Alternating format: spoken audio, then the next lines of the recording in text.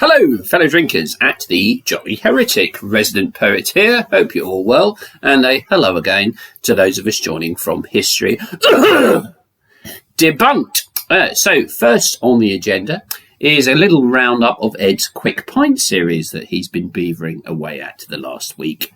One of the first ones I saw last week was his video on the priestly cycle of universities, how they rise, how they wokify, how they fall and potentially rise again. And here in the UK, we've seen quite a few universities that were, within very recent memory, very prestigious, yet are now suffering quite a diminution in quality. When I think of my own days at uni, my eyes do become a bit rheumy. Now standards are low. Why should one go? One must be a bit of a loony. So hopefully you enjoyed that. And then hard on the heels of that, again within the Quick Pint series, was Ed's video on the warning signs of female narcissism. Now this struck me particularly because it seemed to come from Ed's own personal experience some 20 odd years ago while he was at university, and it almost seemed to be something of a textbook case. Ed tells us all in this broadcast of a lady he knew in the past. We get the real gist of a base narcissist. Her life history strategies fast. So hopefully those of you who are fans of the whole life history strategy enjoyed that little rhyme. And indeed, I'm sure some of you, or indeed most of you, caught last night's stream on the Jolly Heretic, where Ed opined on the subject of how that liberal people have many fewer ethnic friends than those on the right, despite liberal people championing the rights of ethnic folk in general. Very interesting, I thought. It seems that in terms of their friends, these white lefties must make amends. Ethnics they lack, be they Asian or black. A token one pays dividends. And then, on a more personal note, we heard that one of the regulars of the Jolly Heretic, that is Mr. Caoman O Murcada, you must excuse my UK pronunciation, became a father again, which is a lovely piece of news, and indeed that prompted me to write a few lines. And so, on this lovely new morn, another young Murphy is born.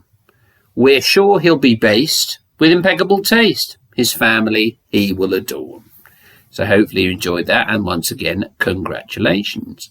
Speaking of newborns, the birds and the bees and all that sort of stuff, it does remind me of rather a funny story. So anyway, a few years ago, a young doctor moved to a new town, and the headmistress of the local girls' school approached him and said, "Doctor, would you mind addressing my girls on the subject of the facts of life from a purely medical point of view, of course?" And the young doctor said, "Yes, of course, I'd be delighted to accept such an offer." So he accepts it, as I say, and then he thinks to himself, well, I don't know, this might be rather embarrassing for my young lady wife. So he tells her that he's accepted the opportunity to do a talk about sailing rather than sex.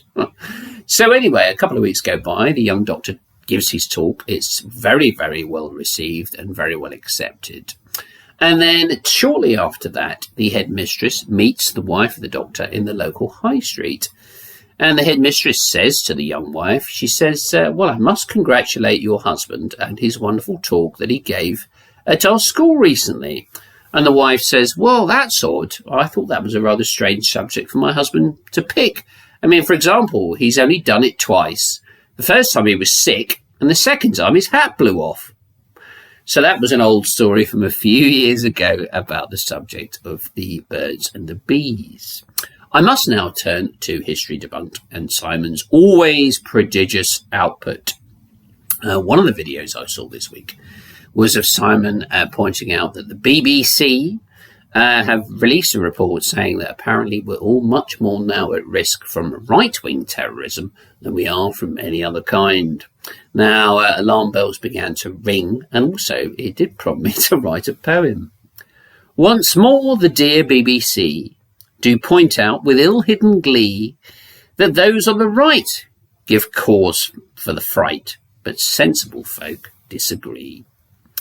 And then more recently, Simon produced a little video, drawing on his own personal experience at teaching at a further education college, about how the breakdown, as it were, of people who are plumbers in the UK might not be as fair and balanced as some people might like. We see that the wrong type of plumber might cause some to say, "What a bummer." There might be a few that fit the worldview, but one swallow does not make a summer. And then shortly after that, Simon produced a little video on Boris Johnson, the former British Prime Minister. It's Johnson, a once famous blonde, of whom very few are now fond. He won the election, but now, with dejection, we realise that we have been conned. So that was my roundup this week of the output from Ed Dutton's Jolly Heretic channel and Simon Webb's History Debunked channel. So hopefully you enjoyed it. And most importantly, thank you very much for watching. If you did enjoy it, please do like and subscribe using the buttons below. And hopefully we'll see each other very soon. Thank you and goodbye.